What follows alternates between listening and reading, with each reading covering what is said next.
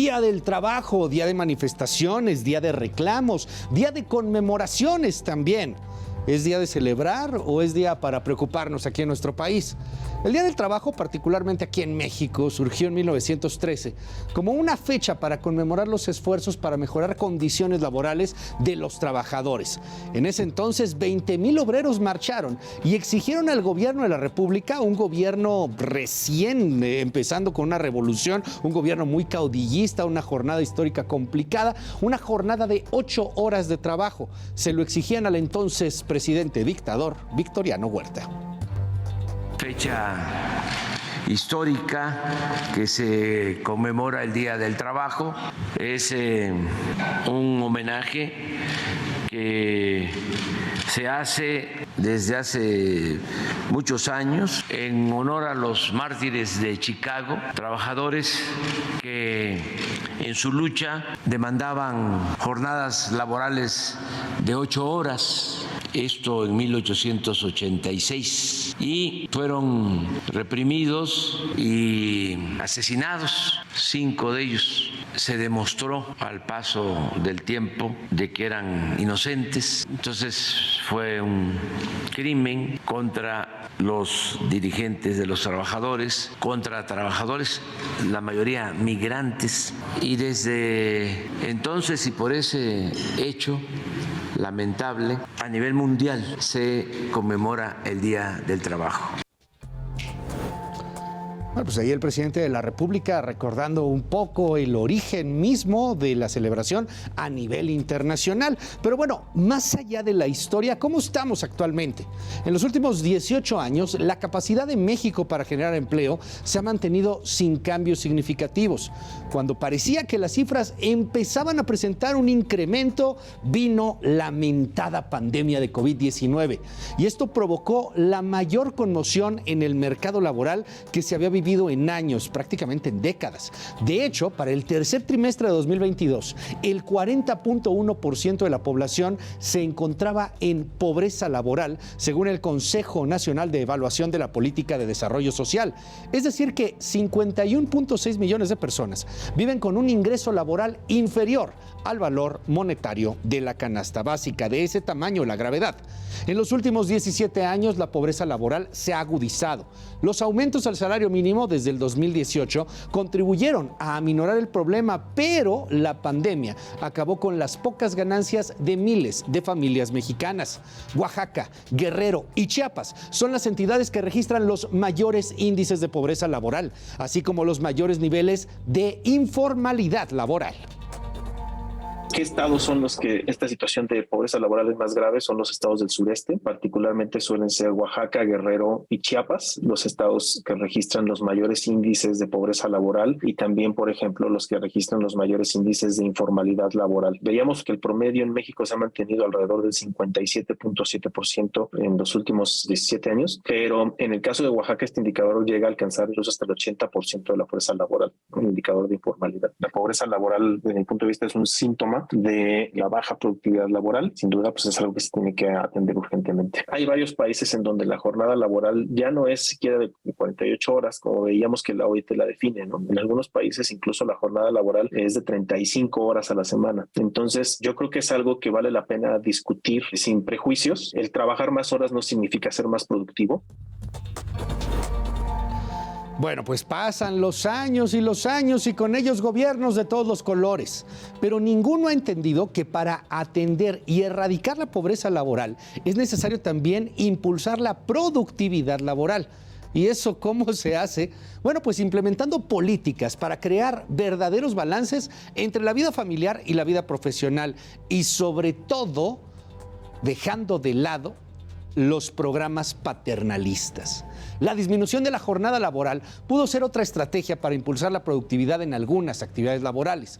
En algunos países de Europa y de América Latina, la jornada es de 35 horas a la semana. Y es que aquí en este país seguimos pensando que entre más se trabaja, más también vamos a producir, y no necesariamente es de esa manera. El tema de los 2 días de descanso a la semana, si sale en estos que le resta al periodo ordinario, sí o no, y por qué sí o no. Por favor. No, No, ninguna reforma constitucional.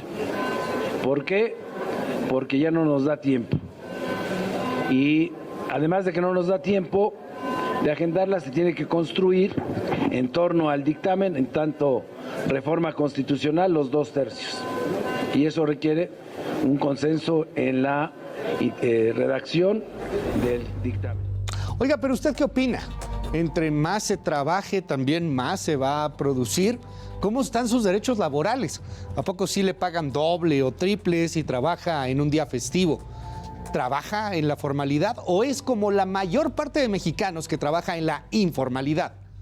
Muy buenas noches. Yo me llamo Luis Cárdenas. Esto es Contracara. Estamos en Heraldo Televisión. Comenzamos.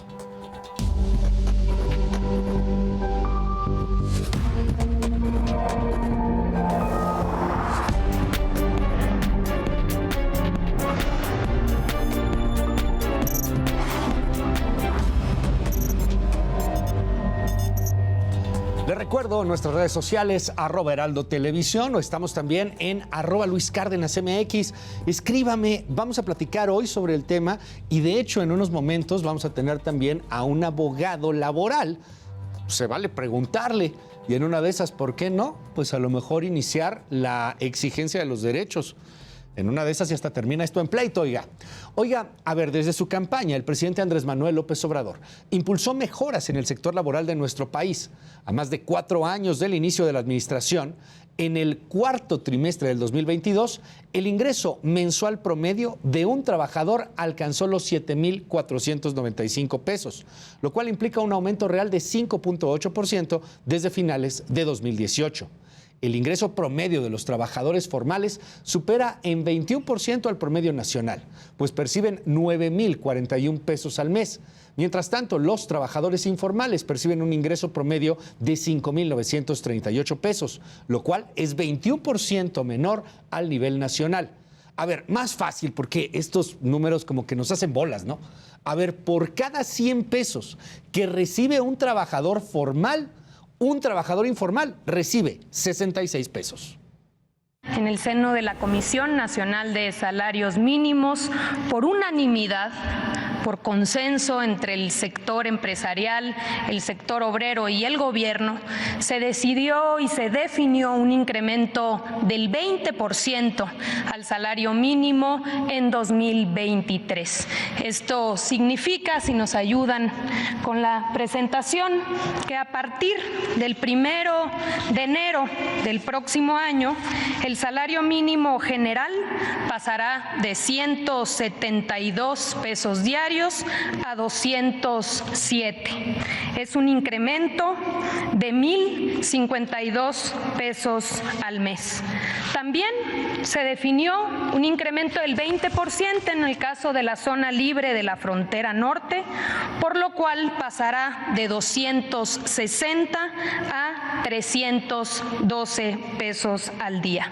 Un incremento de 1,584 pesos mensuales adicionales. Bueno, pero ¿cómo están sus finanzas y cómo está su chamba? Porque también hay que ser francos. Los políticos hablan mucho, los políticos dicen muchas cosas. La realidad es totalmente distinta.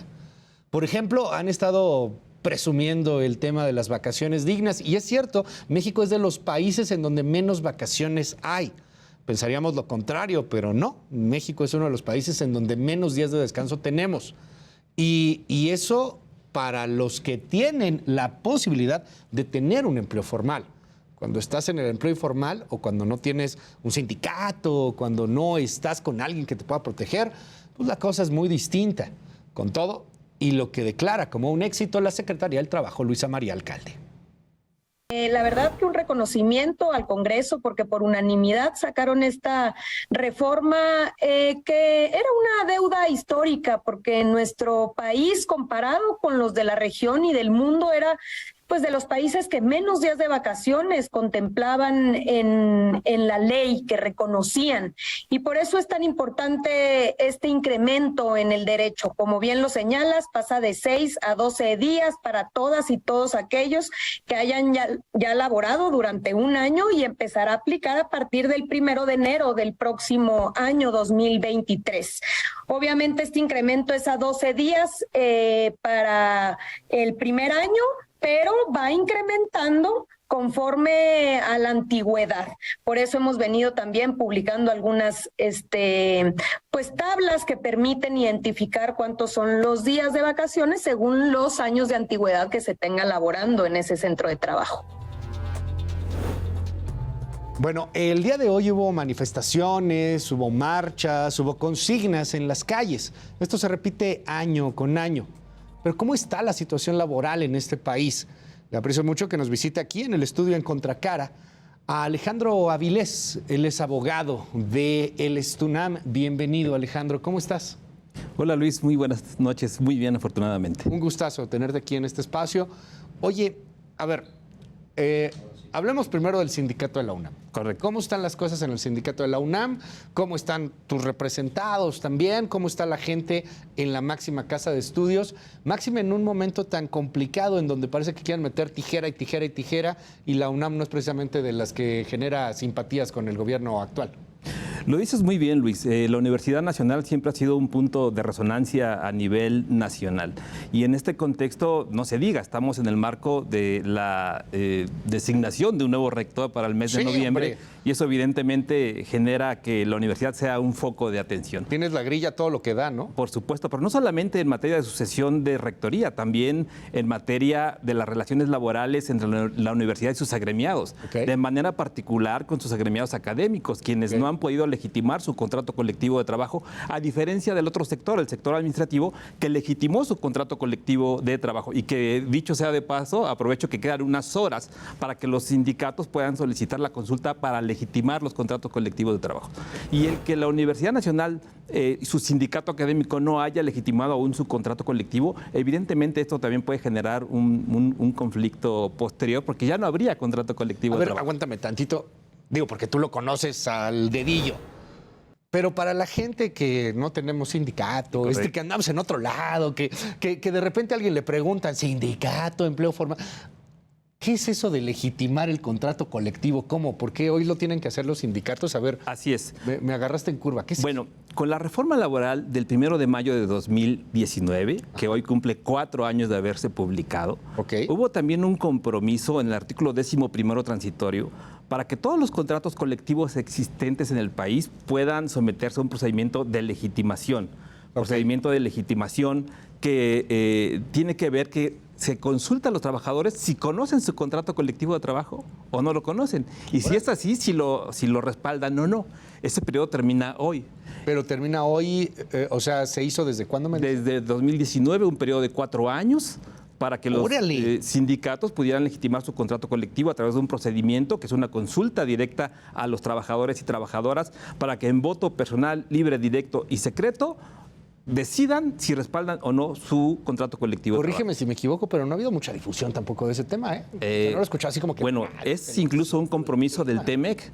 En el capítulo 23A, de manera particular en el anexo 23A del TEMEC, hay un compromiso de nuestro país de someter a la legitimación de las personas trabajadoras sus contratos colectivos de trabajo. Inicialmente el gobierno federal decía que había un poco más de 500,000 de contratos colectivos de trabajo. Recientemente actualizó su cifra a 140,000 y de esos 140,000 contratos colectivos existentes solamente se han legitimado poco más de 15,000. Es decir, ni el 10%, efectivamente. Más del 10%. Pero ¿eso qué nos dice, Luis? Eso nos dice que no había una negociación colectiva auténtica. Eso nos dice que había en el país contratos de protección patronal. ¿Qué son los contratos de protección patronal?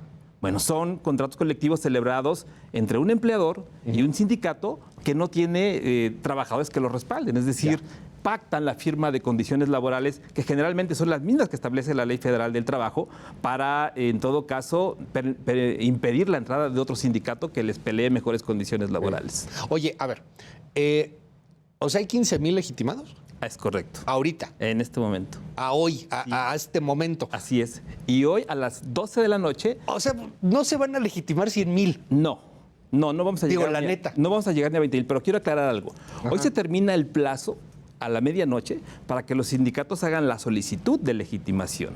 Pero si hoy todavía hasta ahora hacen la solicitud, puede ser que la consulta a las personas trabajadoras se haga dentro del mes de junio, julio, mayo, junio o julio. ¿Y si no lo hacen?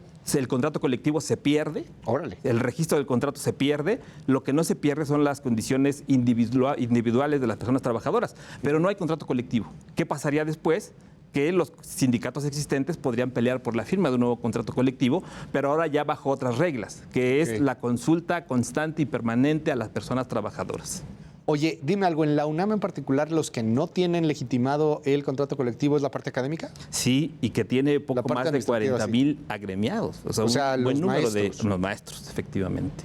¿Hay un riesgo de que esto derive en un conflicto tipo huelga, Alejandro? Sí, por supuesto. Ya hubo una consulta, sin embargo, no lograron reunir más de la mitad más uno de los agremiados. Es decir, en la primera consulta únicamente convocaron a 10,000 de 40,000, es decir, la cuarta parte. De esa cuarta parte, 6,500 aproximadamente votaron a favor y otros 3,500 en contra. La autoridad laboral tuvo por no registrado este contrato colectivo de trabajo, sin embargo, le dejó los derechos a salvo para que lo pudiera hacer en lo que resta del periodo.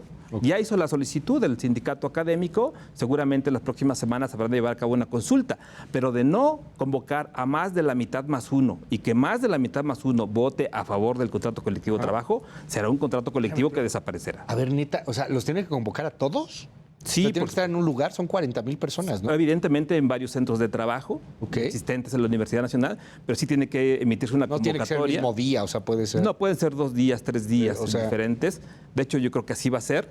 Y cada trabajador tiene que votarlo. Sí, claro, tiene que decidir, pero para esto se tienen que reunir muchos requisitos. El empleador tiene que entregar un contrato colectivo impreso a cada trabajador, recabar el acuse de recibo, se tiene que convocar por lo menos con 10 días de anticipación, publicar los padrones electorales a efecto de que los trabajadores conozcan lo que se va a legitimar. Ok.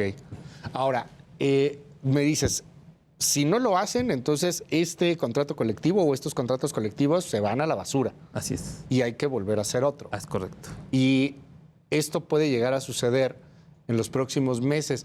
Estamos hablando de entidades públicas, por ejemplo, el caso de la UNAM. Así es. Pero ¿qué pasa con tantísimas empresas? Que me imagino muchos no lo han hecho. Bueno, muchos no lo han hecho por una razón. Ni lo van a hacer. Porque tienen contratos colectivos de protección patronal. Es decir, no tienen trabajadores o trabajadoras que los respalden. Entonces van a una consulta que van a perder. ¿Qué va a suceder ahí? Que a partir del día de mañana, si hay un sindicato o varios sindicatos, se van a pelear por la firma de un nuevo contrato colectivo de trabajo. Oye, ¿qué es un sindicato charro? Ahorita que hablabas de eso. Bueno, un sindicato charro generalmente es un sindicato afín al gobierno en turno, que no representa verdaderamente los intereses de las personas trabajadoras. Y tiene esta designación así coloquial de charro, en virtud de que en otro momento algún líder sindical gustaba de vestirse de charro y entonces representaba un sindicato que se le denominó sindicato charro. Son sindicatos que no tienen el respaldo de las personas trabajadoras y son sindicatos generalmente corporativos que buscan congraciarse con el gobierno en turno. Ahora, en México, ¿cuántos sindicatos charros tenemos? ¿Cómo está el tema de los sindicatos charros? Bueno, se supone que la reforma de 2019 pretende terminar con los contratos con los sindicatos que no son representativos. ¿Por qué razón? Así es. Porque ahora todos los sindicatos, todos los dirigentes tienen que ser electos a través del voto personal, libre, directo y secreto. Y esto lo tienen que acreditar de manera fehaciente. Si no se eligen de esa forma, entonces no van a poder tener su toma de nota que les permite actuar frente a terceros. De tal manera que el sindicalismo charro en nuestro país está en un proceso de extinción si se cumplen con las reformas laborales llevadas a cabo en nuestro país de 2017 a la Constitución y de 2019 a la Ley Federal del Trabajo. Pero, y déjame preguntarte, a los abogados les encanta el deber ser. Claro. No, pues bien padre, ¿no? O sea, no, es que así debe ser, no, es que aquí dice la ley, dice claramente. Sí, o sea, pero como dice el señor presidente, no me vengan con que la ley es la ley. A ver, neta, ¿cuántos sindicatos charros crees que desaparezcan?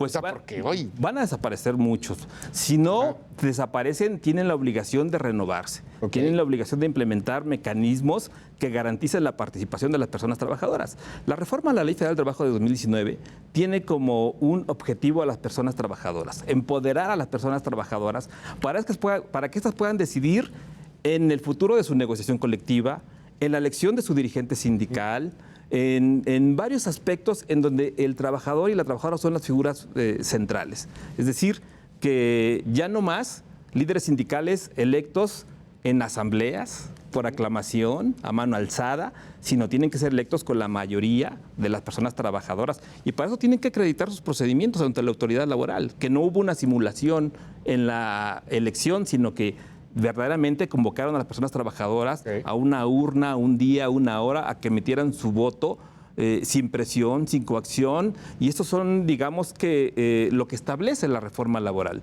Para eso se está implementando en este momento. Llevamos 4 años de la entrada en vigor de la reforma. Empezó a implementarse por etapas a lo largo y ancho del país, fueron 3 etapas. La última etapa fue el 3 de octubre del año pasado, entre ellas la Ciudad de México.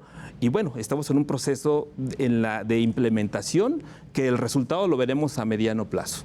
Ok. Oye, dime algo, fuera de este asunto, me contabas lo que está pasando en la Universidad Nacional Autónoma de México.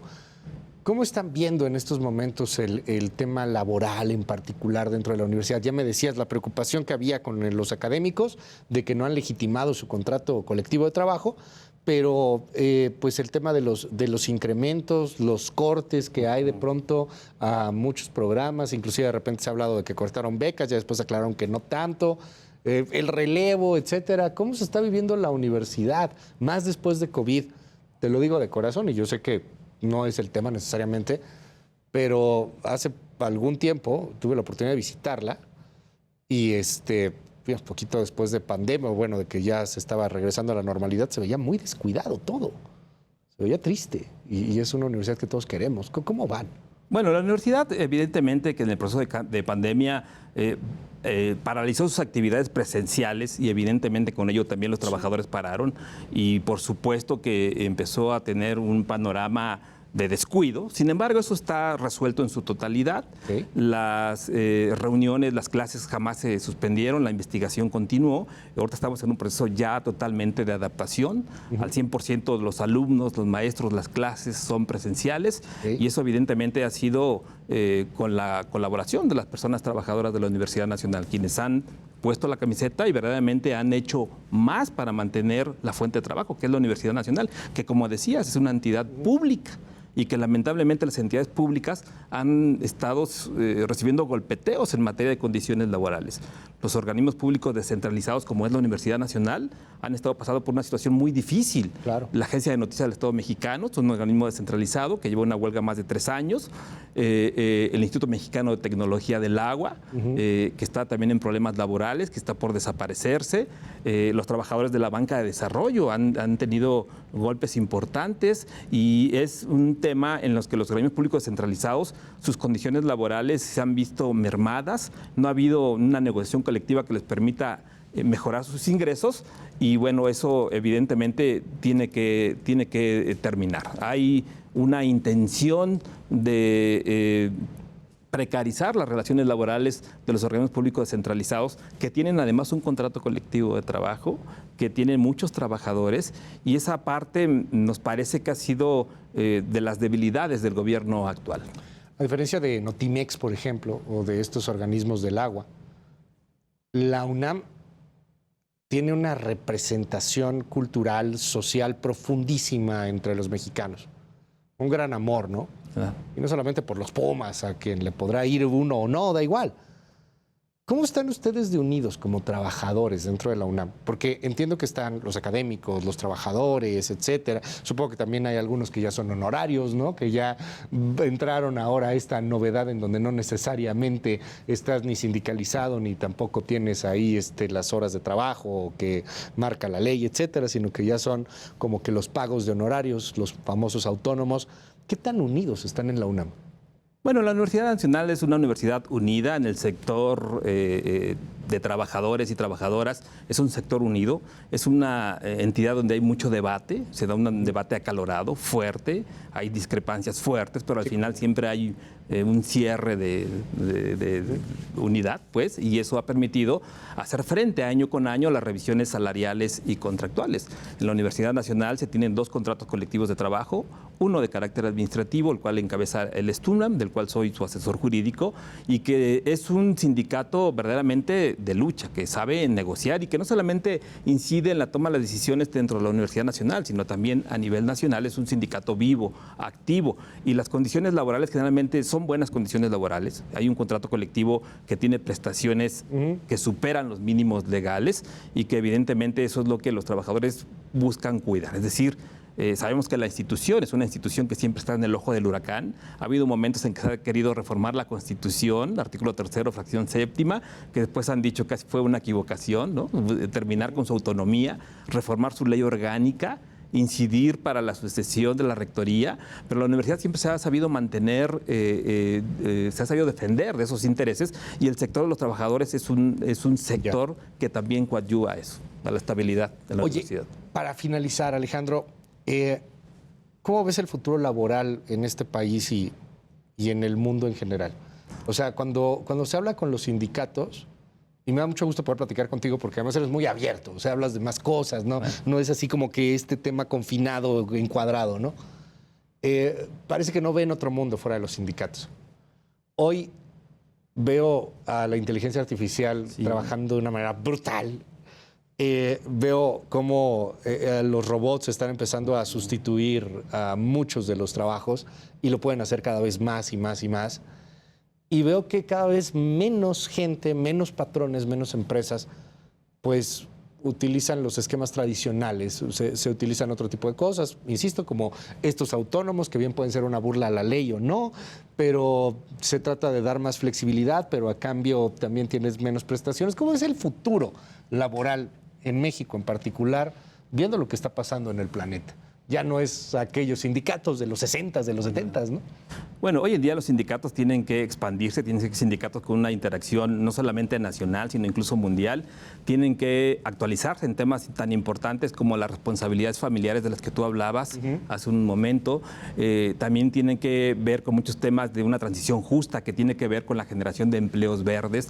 Tiene que ver también con una actualización en materia de implementación de nuevas tecnologías que ha provocado que muchos trabajadores o trabajadoras se vean relegados, y en ese sentido los trabajadores sindicalizados tienen que hacer conciencia que la inteligencia artificial está aquí, es una realidad, que los robots realizan los trabajos que realizan todavía muchas personas trabajadoras, pero que hay países en los que ya se ha implementado maquinaria que puede sustituir a varios trabajadores realizando trabajos que lo hacen en poco tiempo. Entonces, tiene que haber una verdadera conciencia en las personas trabajadoras, en los sindicatos, para poder innovar nuevas formas de trabajo. Sin embargo, a veces hay un impedimento, Luis. Por ejemplo, en materia de teletrabajo.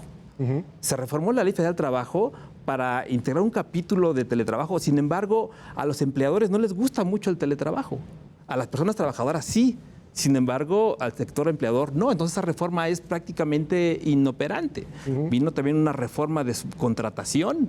El presidente de la República en una mañanera dijo, vamos a eliminar la subcontratación. No se eliminó, únicamente se modificó, etcétera, etcétera. El sector empleador ahí jugó un papel importante para lograr que no se eliminara la subcontratación, pero también insertó otro tema importante, que es poner una limitante al reparto de utilidades a 3 meses, ¿no? Hay muchos temas en nuestro país importantes que, más allá de la inteligencia artificial, de las nuevas tecnologías, son importantes, como la reducción de la jornada laboral, un debate que en los últimos días ha ido y venido. Solamente decir algo, en el sector público hay una jornada laboral de 5 días desde 1972. El presidente de ese momento, Luis Echeverría Álvarez, emitió un decreto el 28 de diciembre de 1972, el cual puede ser consultable en el Diario Oficial de la Federación, para establecer la jornada laboral de 5 días. El apartado B, usted sabe, el artículo 123 se divide en 2 apartados, el apartado A para el sector privado y el apartado B para el sector público. En el sector público tienen 5 días laborales, tienen 20 días de vacaciones a partir de los 6 meses un día, tienen 40 días de aguinaldo y vemos que tienen condiciones individuales superiores a los de los trabajadores del sector A, del apartado A. Por eso cuando dicen vacaciones dignas, consideramos que no son vacaciones dignas. La Organización Internacional del Trabajo tiene un convenio, el convenio 132, el cual establece vacaciones mínimas de 3 semanas pagadas. Nosotros estamos todavía lejos de ellos. Entonces, las mal llamadas vacaciones dignas tienen que ir mejorándose. Pero lo tenemos que ver también como una oportunidad para incentivar la productividad. Claro. Lo decías atinadamente. Trabajar más no necesariamente significa o se traduce en productividad. Claro. Y el que los trabajadores puedan participar de las responsabilidades familiares también es algo que motiva la productividad. También es algo que puedan tener una jornada justa, es algo que les permite no vivir con estrés laboral y, por tanto, les permite también producir más. Es decir, siempre hay un sector que se opone. En este caso, el sector empresarial dice, si es salario mínimo, dice no porque genera inflación. Si son vacaciones, dice no porque da al traste con la productividad. Si es con una jornada laboral 5 días, dice no porque entonces ¿quién va a hacer el trabajo? ¿No? Siempre lo buscamos el cómo no y no el cómo sí. Sin embargo, la experiencia nos ha dicho que el incremento al salario mínimo, por lo menos de 2018 para acá, no ha generado inflación, que la implementación de la duplicidad de las vacaciones tampoco ha dado el traste con la productividad.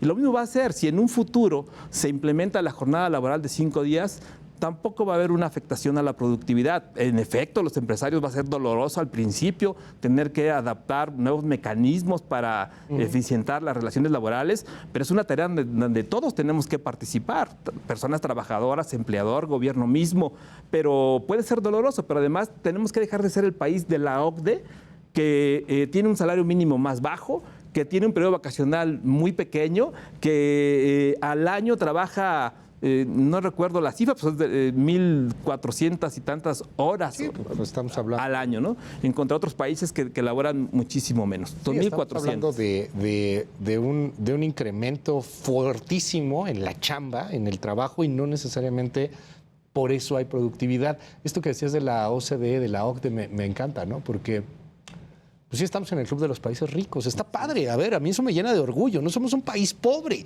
Somos un país que tiene muchas posibilidades y que tiene mucha lana y que produce mucho, pero no necesariamente repartimos eso que se produce, y no necesariamente se produce mucho porque tengas haciendo horas nalga a mucha gente sin necesidad de hacerlo, ¿no? A lo mejor podríamos hacerlo de una manera mucho más inteligente, como lo están haciendo nuestros socios de la OCDE.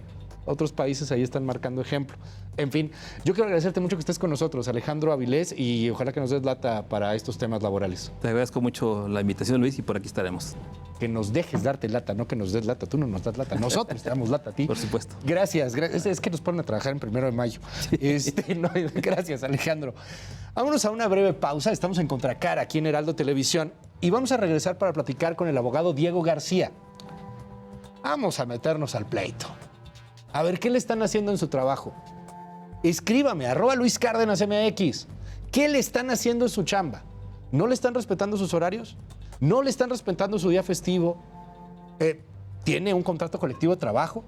Oiga, en una de esas usted está en el sector informal y a lo mejor tampoco hay muchas posibilidades. ¿Qué le parece si juntos le preguntamos a Diego García en un momento más? Oiga, pero antes, en el marco justamente del Día Internacional del Trabajo, ¡ay, qué fifís me salieron! La Fundación Louis Vuitton en París fue cubierta de pintura. Así lo informó la organización ambientalista Extinction Rebellion. En un video publicado en Twitter por el periodista independiente Clement Lanoux, se ve un grupo de activistas rociando con pintura naranja y rosa el museo privado. Se fueron contra Louis Vuitton. Los activistas de Extinction Rebellion lanzaron pintura sobre las fachadas del cristal usando extintores y bombas de pintura fabricadas con pequeños globos. El grupo dijo que con esta operación busca criticar al grupo de Louis Vuitton y a toda esta empresa, que de hecho es parte de los más ricos del planeta, ya que lo acusa de una optimización fiscal, una práctica para pagar menos impuestos. En este contexto social en el que hay franceses que renuncian a una comida al día por la inflación, la salud de los grandes grupos es indecente, fue lo que dijo el portavoz de los ambientalistas. Como ve, estamos en Heraldo Televisión, esto es Contracara. Regresamos.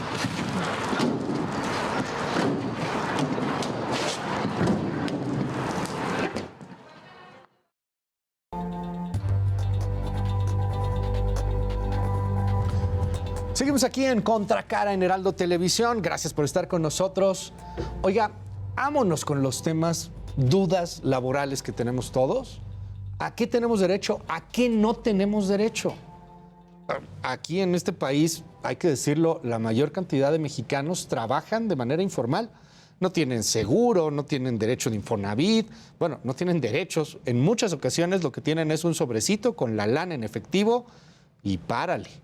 Vamos a platicar del tema. El día de hoy nos acompaña el abogado laboral patronal, Diego García. Gracias, Diego, por estar con nosotros. ¿Cómo estás? Muy bien, Luis. ¿Y tú? Muy buenas noches. Gracias por la invitación. Al contrario, muchísimas gracias por estar aquí con nosotros. Oye, a ver, platiquemos un poco de a qué tenemos derechos como trabajadores y como patrones también, porque luego también hay preguntas de patrones que dicen, oye, sí, pero mi trabajador se está pasando, ¿no? ¿Hasta dónde llega mi obligación? ¿Cómo estamos en México? ¿A qué tendría derecho básico un trabajador y cuáles son las obligaciones y derechos básicos de un patrón? Yo creo que el problema medular es el que tú mencionas, que es la informalidad. Okay. Porque eso afecta tanto a trabajadores como a empleadores, en el sentido de que debemos de partir de ahí para saber que tenemos derechos. ¿A qué me refiero? La tasa de informalidad es altísima. Estamos hablando de más de la mitad, quiere decir, más de los empleados están sujetos a un esquema de informalidad y eso trae como consecuencias que no pueden disfrutar de los derechos que vienen contemplados en la ley, ¿no? Entre ellos el simple hecho de estar dados de alta en el Seguro Social. Ese es, hablando del apartado A del 123 constitucional, ese sería el punto de partida para el resto de los derechos. Y pues bueno, eso también le da un esquema de formalidad al empleador en el sentido de que puede justificar el pago de su nómina, de que entera correctamente a las autoridades y ese sería el punto de partida en adelante, ¿no? Entonces el empleado lo primero que tiene que buscar es que sí tenga una relación de formalidad. Ok, si no hay formalidad, y ahorita nos vamos a la informalidad, pero vamos a suponer que hay formalidad. Si hay formalidad, tus derechos básicos es el Seguro Social. ¿Qué otro? Estar dado de alta en el Seguro Social, tener un contrato individual de trabajo por escrito donde se estipulen las condiciones de trabajo, la jornada, el salario, que es algo muy importante. Obviamente, vacaciones, prima vacacional, aguinaldo. Okay. Son los principios básicos. Entre los principios básicos está el Infonavit. Sí, claro, el Infonavit es una consecuencia natural de la seguridad social. Eso quiere decir, si yo estoy dado de alta en el Seguro Social, puedo tener acceso a créditos del Infonavit. Obviamente va a haber algunas condicionantes, ¿no? Como semanas cotizadas, algunos etcétera, pero viene consigo. Estoy dado de alta en el Seguro Social, puedo acceder al Infonavit. Ahora, dime algo, en el caso particular de los que no están sindicalizados, de los que dicen no tengo un empleo formal, pero tampoco es que estén en la informalidad, sino que dan un recibo y cada mes dan un recibo a una empresa y en esa empresa trabajan todos los días 8 horas, 9 horas, 10 horas, a veces hasta más horas, pero no son empleados formales. ¿Qué pasa ahí? Porque no nos hagamos, esto pasa cañón con un buen de profesionistas en este país. Claro, desafortunadamente pues hay muchos empleadores que pretenden distraer la inteligencia de las autoridades en ese sentido. Quiere decir, simulan una relación disfrazándola de profesional cuando debe ser laboral. Entonces emíteme facturas o emíteme recibos, pero las condiciones sí son laborales, ¿no? Si te pongo una jornada, si estás bajo mi subordinación, si te asigno actividades, te asigno días de trabajo, pero tengo un contrato profesional y tú me emites factura.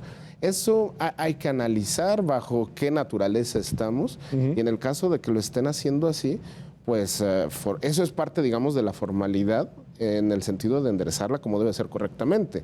Si yo estoy así, pero realmente me presento en una oficina de 8 a 8, de lunes a viernes, soy un empleado y tengo que buscar que me den derechos de empleado. ¿Por qué? ¿Esto por qué incorrectamente lo hacen algunos empleadores? Porque es más barato. Ese es desde el punto de vista patronal, ese es uno de los grandes problemas. La formalidad es muy cara, muy, muy cara.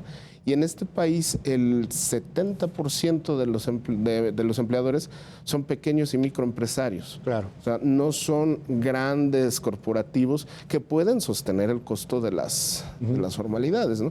Ese fue el éxito del outsourcing en algún momento, que abarataba los costos y con tal de seguir manteniendo la fuente de trabajo, pues algunos empleadores lo utilizaban, ¿no? Vamos a echar cálculo de ojo de buen cubero.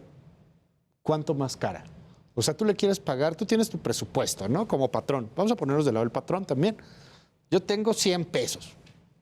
¿Cuánto me sale contratar al trabajador, al que le voy a pagar 100 pesos extra si lo quisiera formal? 120 pesos, 140 pesos, 150 pesos. O sea, ¿cuánto más caro es la formalidad? Una prox. Mira, hay tablas contables y de seguridad social que nos van a definir el costo por empleado. Pero para poner un ejemplo sencillo, un trabajador que gana el salario mínimo, que todavía también tenemos esa brecha que cubrir, todavía está bajo, le cuesta al empleador, porque no solo paga su salario, sino que también paga los costos de seguridad social, los costos taxativos, etcétera, sale aproximadamente en un doble de lo que cuesta su salario. Y no se lo lleva el trabajador. O sea, 200 pesos. O sea, perdón, mi ejemplo, yo sé que mi ejemplo es frívolo, muy, muy bonzo si quieres, pero, o sea, si son 100, tú le ibas a pagar 100 pesos al trabajador, ¿lo quieres en formal, tendrías que pagar 200 pesos? Entre costos de seguridad social y de impuestos, sí. ¡Sas! Y dices, no va para el trabajador. Ese es el otro punto, ¿no? Que realmente cuando el trabajador ve su recibo de nómina, también le descontaron IMSS, también le descontaron impuestos.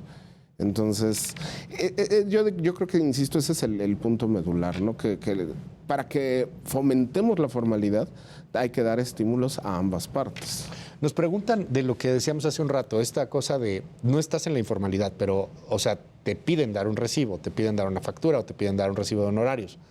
Tú decías hace un momento que era, o sea, sí, pero vas 8 horas. ¿Qué pasa? Nos dice aquí una persona si solo voy 5 horas. Pero voy diario, o sea, es lo mismo, pero no son las 8 horas, pero tengo que ir 5 horas diario. Claro, podríamos manejar, hay varias situaciones, ¿no? Las características que nos van a definir qué es una relación de trabajo es el hecho de que haya horario y subordinación y pago fijo. ¿Qué quiere decir? Salario y jornada laboral. Si yo tengo todo esto, soy un empleado de medio tiempo, de modalidad híbrida, de lo que tú quieras, pero soy un empleado. Es muy diferente, poniendo mi ejemplo personal. Yo le emito facturas a mis clientes, pero no estoy a su subordinación. O sea, no tengo que presentarme en su oficina. No son tus jefes. Exactamente. Por decirlo de alguna manera. Por decirlo de alguna forma. Entonces, hay que ser muy francos y muy honestos cuando analicemos cómo estoy trabajando. No es lo mismo ser un freelance que a lo mejor si es un diseñador gráfico que está en su estudio, en su trabajo, que trabaja en un coworking y le trabaja a varios clientes y evidentemente emite facturas a todos los clientes, los proyectos no cuestan igual. Alguien que hace exactamente lo mismo todos los días y recibe un pago cierto y fijo, ¿no? Hay jurisprudencia que habla en ese sentido, ¿no? Si yo recibo la misma cantidad de dinero, si supera cierto porcentaje de mis ingresos y además tiene cierta periodicidad, se presume que es salario, no es un pago de honorarios. Ahora, nos preguntan aquí, ¿qué pasa si quieres hacer valer tus derechos? Porque el miedo en este país, en un país en donde la mayor cantidad de personas ganan apenas lo suficiente para subsistir, es que me corren. O sea, te pueden correr. Tú vas, estás en una situación similar, quieres exigir tus derechos, pero estás por honorarios, ¿no? O sea, la empresa te corre y ahí te ves. Claro, evidentemente podemos asistir a las autoridades, exigir nuestros derechos. Se pretende que con toda la reforma laboral que se dio justamente hace 4 años, pues los procesos sean más ágiles, ¿no? Algo que usaba mucho el empleador como en su favor es el hecho de que si lo demandabas los procesos eran muy largos, ¿no? Entonces acababa derrotando más al trabajador, más que por estrategias jurídicas, por el tiempo transcurrido. Se pretende que todo eso vaya mejorando. Yo te puedo decir, en mi experiencia personal, que los tiempos han mejorado, pero vamos empezando. Por ejemplo, en la Ciudad de México, que es la entidad con mayor cantidad de trabajo en este sentido, empezamos en octubre del año pasado. Ahorita ya se empieza a ver saturado. En octubre, noviembre, cuando comenzábamos, los centros de conciliación, los tribunales estaban muy ágiles, todo muy solemne, todo muy tranquilo, todo muy apegado a la ley, pero actualmente ya se empiezan a llenar las autoridades, otra vez ya nos está tomando un poco más de tiempo. No ha pasado ni un año, Diego. No ha pasado ni un año. O sea, no ha pasado ni un año. Ya y hay otras entidades, por ejemplo, yo te puedo compartir ejemplos de Estado de México, Michoacán, donde tienen, por ejemplo, números de productividad, hablo de sacar los asuntos rápidamente, de un 70%. Entonces, en ciertas entidades está funcionando mejor. Nos preguntan aquí, ¿qué derechos hay de los trabajadores temporales? ¿Cómo son los trabajadores temporales? Bueno, la temporalidad en el empleo tiene que estar justificada. ¿A qué me refiero? Si nos están entregando contratos cada 3 meses, cada mes, esa es una ilegalidad. La ley establece que podemos estipular dentro del contrato individual de trabajo periodos sujetos a prueba, por ejemplo, que el cual tiene que ser de 3 meses. No te puedo dar un contrato de prueba cada mes y decirte que, ¿sabes qué? No lo has superado, no lo has aprobado, te voy a dar otro de otro mes. Y en el caso de puestos gerenciales y directivos, incluso no puede pasar de 6 meses. Entonces, ¿qué quiere decir esto? Por ejemplo, también hay contratos que están sujetos, su temporalidad está sujeta al desarrollo de un proyecto. Por ejemplo, construcción. Por ejemplo, en trabajadores del campo, lo que dure la temporada de la pizca del café. ¿Por qué? Porque esa es una temporalidad cierta y estamos a expensas, por ejemplo, en la construcción de la entrega de los materiales. En cuanto al campo y la construcción, situaciones incluso del medio ambiente, ¿no? Si llueve no puedo estar echando cemento, si se friega la cosecha, pues tengo que cancelar la pizca. Entonces, si no está perfectamente justificada la necesidad de temporalidad, es una ilegalidad y hay que vigilar eso, que no nos estén dando contratos sin justificación cada mes, cada 3 meses. Pregunta aquí una persona, patrón, ¿los patrones o los directivos son responsables si hay actos de discriminación en las empresas? Es una situación que se está legislando. El patrón va a tener la obligación de implementar mecanismos que aseguren que no hay discriminación. Okay.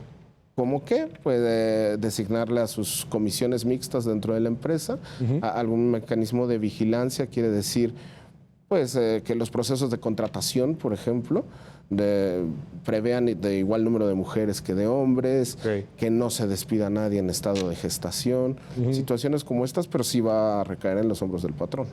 Pregunta aquí, me estoy yendo trabajador, patrón, para estar parejos, ¿no? Pregunta aquí, si siento que están violando mis derechos laborales, ¿con quién tengo que acudir? Bueno, hay muchas posibilidades, ¿no? Hay abogados particulares, está la Procuraduría de la Defensa del Trabajo, está la Secretaría del Trabajo y Previsión Social, la Secretaría del Trabajo. Bueno, está la federal, la Secretaría del Trabajo y Previsión Social, hay secretarías locales, tienen las facultades incluso de realizar inspecciones dentro de los centros de trabajo y pues bueno, si detectan violaciones a la legislación laboral, pueden multar a los patrones. Me pregunta aquí un patrón, ¿me puedo ir a la cárcel por pagar en efectivo a los empleados? O sea, por estar haciéndolo informal. Por hacerlo informal, sobre todo si se mete en situaciones de impuestos, sí. Pero hay que ser muy claros, pagar en efectivo no es un delito ni es que no esté permitido. Incluso la ley dice que el salario se tendrá que pagar en moneda de uso corriente y en el centro de trabajo, que de común acuerdo, empleador y patrón pueden decir por la facilidad, los beneficios, lo voy a caer de manera electrónica. Pero hay que ser claros, lo que es un delito es evadir situaciones fiscales. Pagar en efectivo no, siempre y cuando cumplamos con nuestras obligaciones de seguridad social y de impuestos. ¿Cómo pueden contactar contigo, Diego? ¿Cómo puede la gente tratar de estar en contacto y bueno, pues poder pasarte dudas, etcétera? Claro, pues en nuestras redes sociales estamos en Facebook y Twitter como García Velázquez Abogados. Muchísimas gracias, Diego. ¿Alguna última recomendación? Una para trabajadores y otra para patrones, para cerrar parejos. Pues bueno, yo les recomiendo siempre a trabajadores y patrones que estén informados. Hay una gran actividad legislativa en estos momentos. Ya se cerró el periodo ordinario y no vimos muy materializado el tema de la reducción de jornada, pero lo que hemos visto es que los legisladores están muy activos. Hay que estar atentos porque va a haber incremento de obligaciones, incremento de derechos, va a ser un cierre de sexenio y de legislatura muy intenso, yo creo. Hay que estar al pendiente de eso e informados. ¿Cómo le ha pegado en tu experiencia a los patrones este asunto? O sea, el tema de los incrementos al salario mínimo, este tema de la reducción de jornada de trabajo, el incremento de vacaciones, ¿les pega mucho o no les pega tanto? ¿Qué nos puedes compartir? Yo creo que sí ha pegado, Luis. ¿Por qué?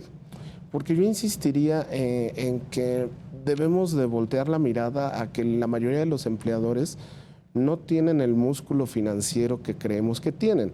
Obviamente las cúpulas empresariales, que son las que negocian en las mesas, pues lo hacen con base en esas situaciones. Pero el empleador también de a pie, vamos a llamarle, a él sí le representa un gran costo. Vamos a pensar simplemente incluso en las negociaciones, ¿no? Las negociaciones de problemas individuales que se han suscitado. Ahorita ya tengo que negociar con base en una prima vacacional mayor porque viene técnicamente indexada a los días de vacaciones, con más días de vacaciones. Vengo saliendo de la pandemia. Sí ha representado costos y sí le ha pegado a ciertos pequeños y microempresarios.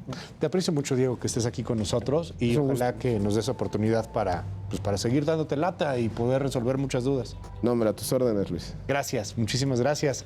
Y sobre todo gracias a usted. Se quedaron muchas dudas. @Luis Cárdenas MX y @Heraldo Televisión. Oiga, pásela muy bien, descanse. ¿Y qué cree? Le tengo una muy mala noticia. Ya se acabó el puente, mañana a chambear. Cuídense mucho. Bye bye.